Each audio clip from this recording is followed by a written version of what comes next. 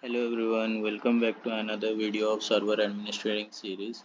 In this video we are going to discuss the concept of auditing and we are going to take a look how you can use audit policies to track and monitor what users are able to do on a Windows system successfully and unsuccessfully. Windows auditing involves the recordings of system events and other system changes. When you enable auditing, the system automatically keeps a record of when certain events are occurring in your system. Audit is enabled by configuring audit policy within group policy. You can either do this using local group policy or using domain group policy. So we are in our DC1 domain controller. So let's go to group policy management editor.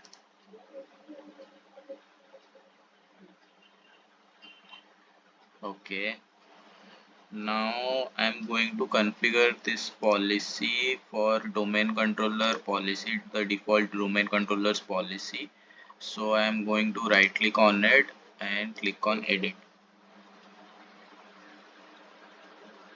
Then let's maximize it.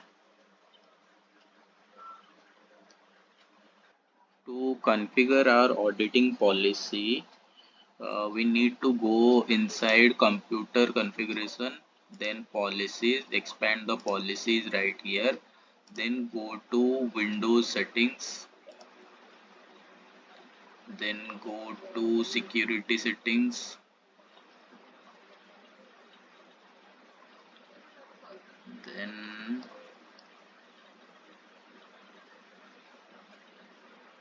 then expand the local policies.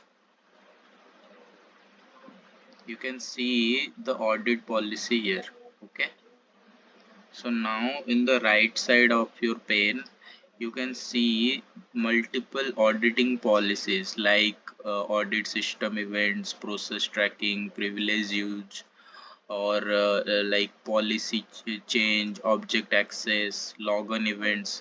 So these all things you can audit on your environment using audit policy. So let's now check one by one of them closely, which of them can work for you. So we will be checking the object access policy now. Let's double click on it. Let's go to the explain tab. So it actually tells us that this security settings determines whether the OS audit user attempts to access non-active directory objects such as files folder in the system. Also notice that it tells us we can specify whether we want to audit just successful audit attempts like creating new file or deleting files, or whether we want to audit objects like which are failures. In other words, like if someone tries to delete a file but they don't have the necessary permissions to do so, so you can also audit those also. And as well you can audit both of them, like the success events and failure events. So I'm going with the both here. As you can see, it's already selected right here, so you can select according to you, like success, you only want the success events or failure events, then click on OK. Then also we have account logon events. If we double click on it, go to explain tab. Here it tells us the security settings determines whether the OS audits each instance of a user attempting to log on to or log off to this computer. Okay, so log off events are generated whether a logged on user account is terminated. So it's basically telling when a local user account is used to log on, then local computers records the logon event. On the other hand, when a domain user account is getting logged on, the domain controller records the logon event. So logon audit tracks the logon or log off events on the local system, with logon auditing and audit events is recorded on the audit log of the local system. regardless of the user account used for the system to log on. It may be local or maybe domain user account. Okay, so you can enable it, but okay, yeah. So you can also here enable for success and failure, like failure attempts or success attempts or login attempts, but I am not enabling it here because on this lab machine I have very less space for C drive. So what eventually will happen is this audit logs will pile up in my event logs, and it will create unnecessary junk files in my system. So that will slow down the server. So I'm not enabling it right now for myself, but if you want, you can enable it for yourself.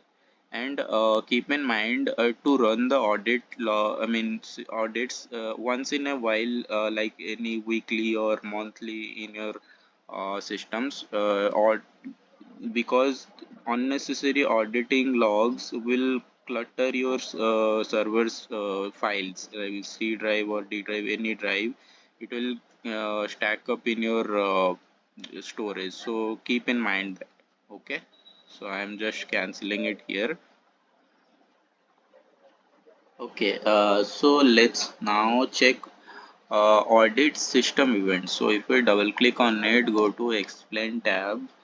So here it says this security settings determines whether the OS audits any of the following events, like attempted system time change, attempted security system startup or shutdown.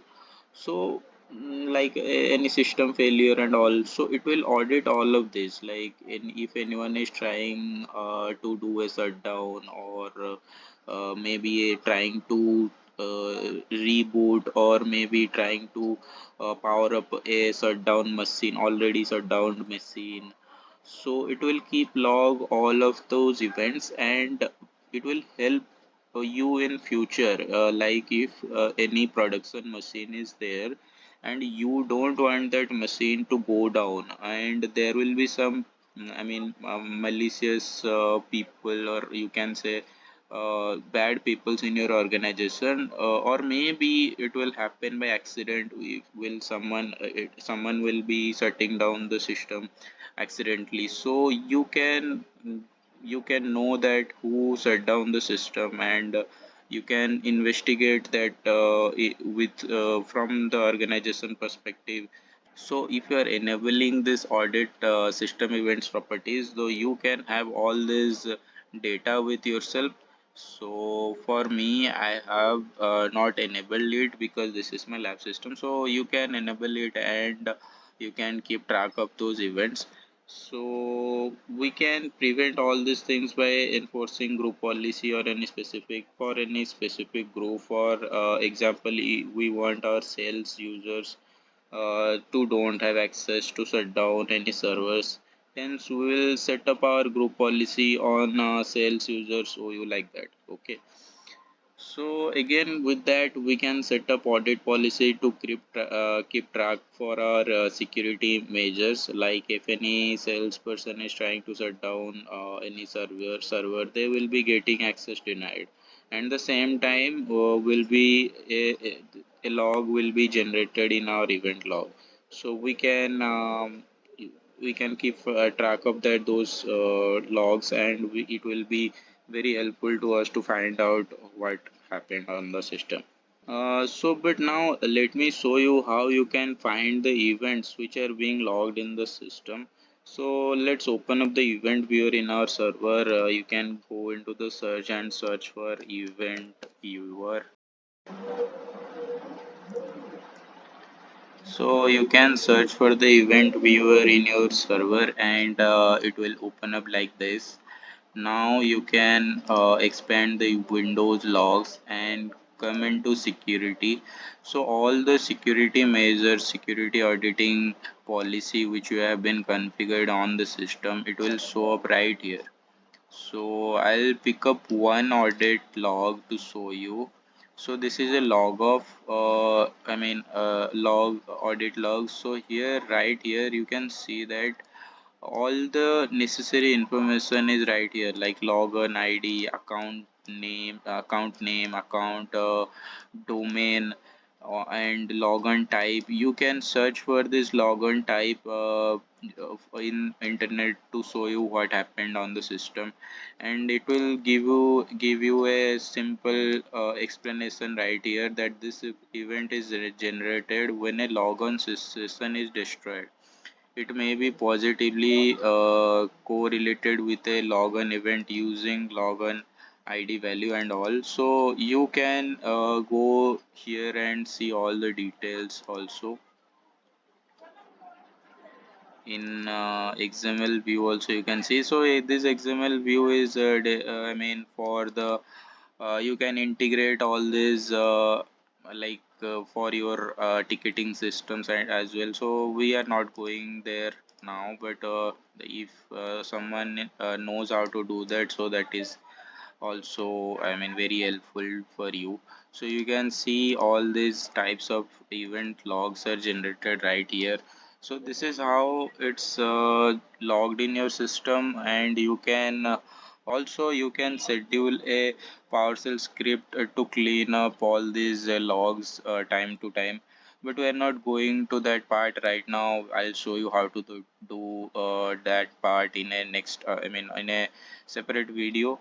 So this is how we configure our audit policy and see our event logs in a system. That's it for today. See you in next one. If you find this video useful, make sure you like it, and also please subscribe to my channel. Thank you. Bye bye.